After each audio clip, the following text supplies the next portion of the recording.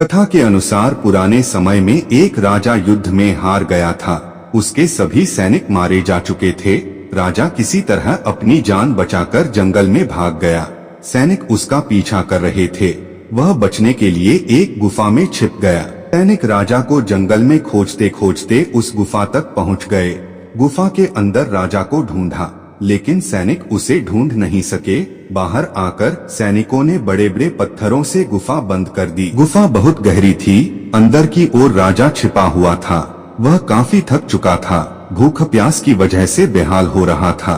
उसके शरीर में ताकत भी नहीं बची थी। शत्रु सैनिक गुफा बंद करके वहां से चले गए तो राजा अंदर बैठा बैठा सोच रहा था कि अब तो उसका जीवन खत्म हो गया। वह गुफा से कभी बाहर नहीं निकल पाएगा। राजा निराश हो चुका था। तभी उसे माँ की एक बात याद आई। उसकी माँ कहती थी कि कुछ तो कर, यूं ही मत मर। ये बात याद आते ही राजा में फिर से ऊर्जा आ गई। उसने सोचा कि कोशिश किए बिना हार नहीं मानना चाहिए। राजा गुफा के द्वार से पत्थरों को हटाने का काम शुरू कर दिया। कड़ी मेहनत के बाद राजा ने बड़े बड़े पत्थर खिसका दिए। किसी तरह राजा ने बाहर निकलने की थोड़ी सी जगह बना ली थी।